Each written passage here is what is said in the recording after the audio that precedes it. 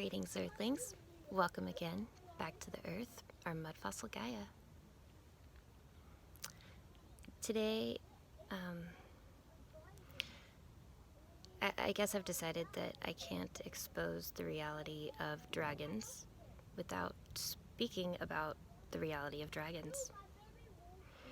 They're here. They've always been here. What does that mean? Where'd they go? Are they coming back? I think they are.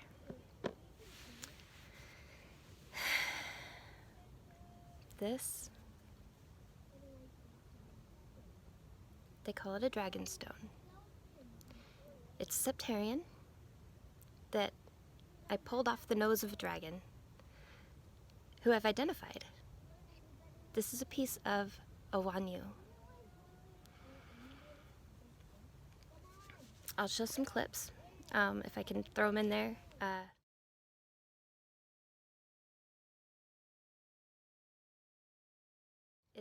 She's the lightning dragon on my Native American dragon video. I heard a Native American story about a dragon with a sharp pointy tongue, and lightning bolts would shoot out from her sharp pointy tongue, and she's got either 1, 2, or 3 horns. She has one big one on the top that you always see in most of the pictures of her, and then there are 2 more on her nose that they actually named North Horn and South Horn Mountain. So somebody knew.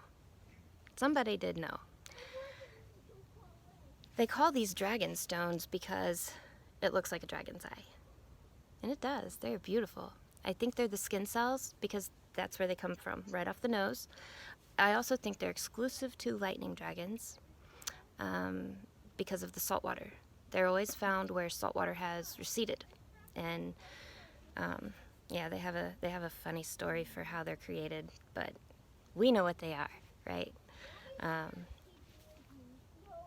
So yes, this is a Wanyu. And I was born on this dragon. I was born and raised on this dragon, and I bore children of my own on this dragon. Every time I would look over at the mountain range right there where I grew up and get those peaceful, loving feelings from the mountains that I always loved and loved, I never knew they were the dragons. I had a very powerful medicine man sing a song to me last year, right before I realized the reality of the dragons.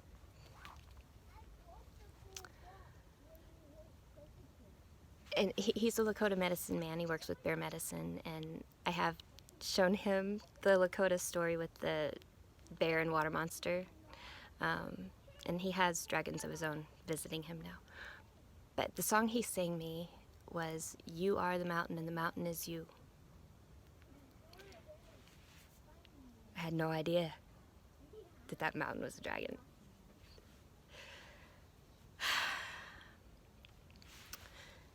So,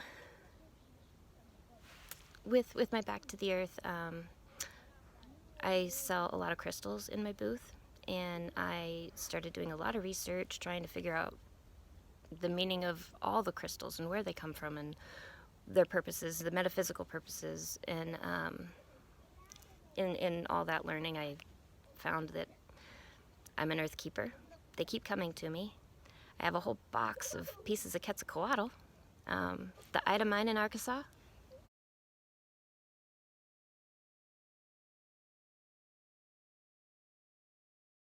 Starberries are coming out of there. And so in working with the crystals, I was asking the crystals to talk to me, and I had no idea what I was going to learn from that. This is from the item mine in Arkansas. Came straight out of the dirt to me.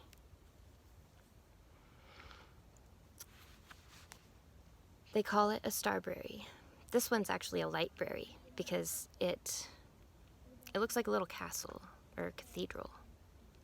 Has one big point that comes into many points here around the top. This is my special crystal. This one's my master. And yeah, I learned where it came from. This is Quetzalcoatl. So what does that mean? I've been collecting pieces of dragons. Is that bad? The Indians thought it was. The Yetzo it was actually a stiff-legged bear, they said. And some say it was a big gray monster. But anyway, when their ancestors moved into the lands, they defeated it, and its body became the petrified forest in Arizona. And the white man would come and take the pieces of the creature, and they would say, "Stupid white man." It's a bad omen to take the pieces of these creatures, is what they believed. I've been picking up these pieces my whole life. These pieces come to me, and what am I supposed to do with it when it comes to me? You know? As an earth keeper, you keep it, and you care for it, and you work with it. So is it a bad thing? Is it a bad thing that we're taking pieces of the dragons? It's not. The mother of the dragons is Tiamat. Tiamat is the essence of Gaia herself. Right now, she's assisting Gaia holding up the world. The great dragon, she has many children, and their children have many children. And in all the creation stories, they all come from her. They are all now here to assist her. And this is partly how she does that.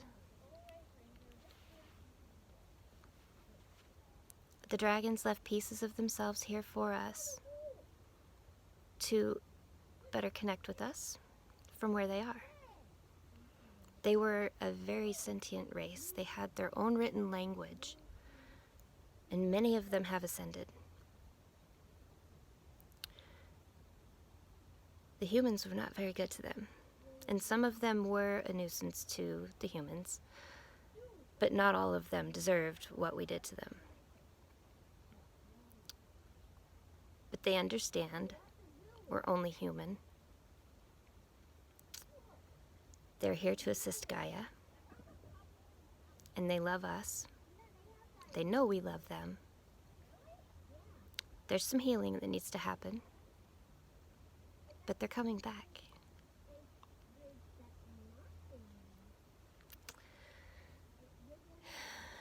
And when you think about it on a spiritual and molecular level, just the same way it speaks about in the Bible, with resurrection, no matter what has happened to your body in this 3D realm, it's going to come back into a perfect form. And we know through science and technology today that it only takes one cell to create a whole being. So no, it's not a bad thing that we are taking pieces of them if we do it with respect and reverence to them. I even sprinkle hippocampi on my food. The pink sea salt that comes from the Himalayas. Yeah, a whole bunch of baby hippocampis actually are all over the ground there around the big one. And yeah, they say that the salt is pink from all the minerals that have leached down through the soils into the salts. I think salt water got caught under the sea creatures, and they've been seeping into it since, and it's really good for us, so healing. Everything they left us in this way is here to help us. That's why it's here. That's partly how they are assisting Gaia to help us, to help her, all through this ascension. So how do you start working with your dragons? Start talking to them. Do a little Googling. I did. Find things that resonate with you. There's lots of meditations, guided meditations out there. And then watch for signs and listen. They work through the elements. They are Gaia. They work through her. So look for the signs. Look for the oddities and the strangeness in the way nature around you behaves. Pay attention to it. And know that you will see them. I think the main reason that we don't see them right now,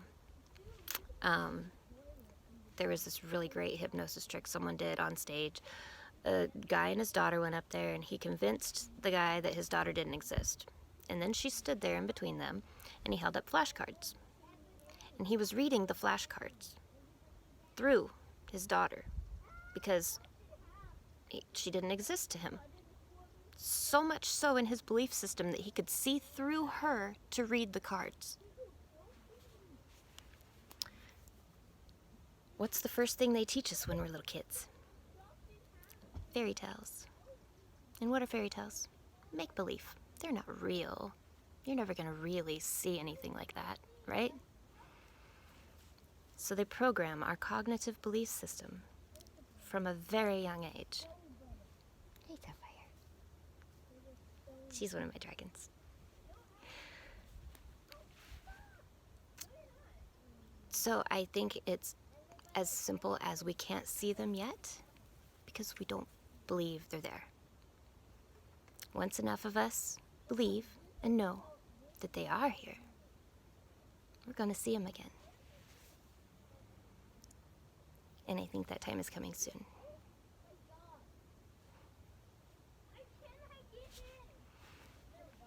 Thank you for watching.